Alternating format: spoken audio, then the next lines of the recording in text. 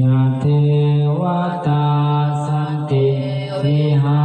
รวาสินีเทว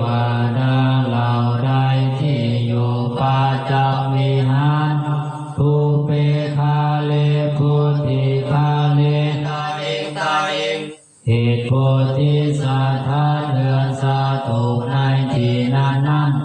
ตาธรรมาทาเนนะภาวันตุปุสิตาเทวดาเหล่านั้นเป็นคนที่หาบูชาด้วยธรรมทานสุทิกาโลติทาวิหารมันทะเลขอจงทำความสบายดีให้เกิดมีในบริเวณวิหารนี้เทระจามาสานาวกาจาภิกขโวภิกขุทั้งหลายที่เป็นพระเถระเป็นมัชฌิมาเป็นนาวกาสาลามิกาธานาปฏิอุปัสสกาสาวัตอุปสกอุปาสิกาผู้เป็นทานาบดีขามมาจาเทสานิขามมาจาสาลาสาวบ้านสาวนิคมสาวประเทศและผู้เป็นใหญ่ทั้งหลายสัพพนาพุทธาสุขิตาวันโตเตขอให้ผู้มีชีวิตเหล่านั้นจงมีความสุข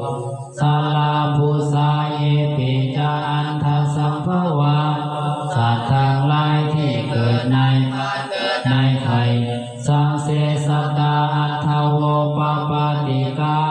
เกิดในไข่และเกิดขึ้นด้วยแรงแห่งกรรมนิยานิกังธรรมาวาลังปฏิจจเตจงอาศัยธรรมอันประเสริฐเป็นทางนำออกจากทุกข์สัพเพปิทุกขัสสะกะลวนตุสังขยังสัตว์ทั้งหลายจงทำความหมดไปข้างปวงท้าตัวจิรังสตังธรรมโมความพระธรรมของสัตตบุรุษจงดำรงอยู่ตลอดกาลนานธรรมัทธาลาจะปุคลาขอบุคคลทั้งหลายผู้ทรงไว้ซึ่งความเป็นธรรมจงมีอายุยืนสังโฆโหตุสัมมาโควะขอพระสงฆ์จงพร้อมเพรียงกันอัฏฐายาจาหิตายาจาเพื่อประโยชน์และความสุขแก่สรรพสัตว์ทั้งหลายอัมเหรังคันตุสัทธโมสัพเพปิธรรมจาริโนขอพระสัทธรรมจงอาสาพวกเขาทั้งหลาย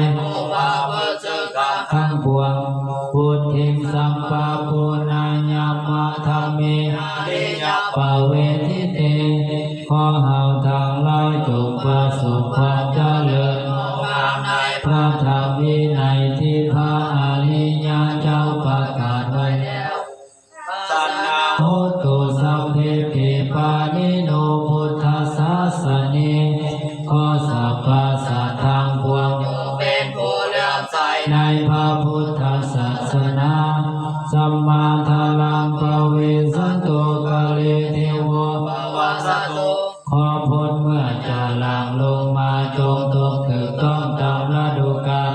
พุทธิภาวะญาสัตตานังสัมมิทังนิโตเมธานิขอพ้นจงนำความสำเร็จมาสู่แผ่นดินเพื่อความเจริญแก่สรรพสัตว์ทั้งหลายมาตาปิตาจะอัตตารสังหิจังละคันติพุทธกังมารดาและบิดายอมหักษาบุตรที่เกิดในตนอยู่ด้วยสันใดเอวังธรรมเมนาราสโนปัสสังละคันตุสัพพะ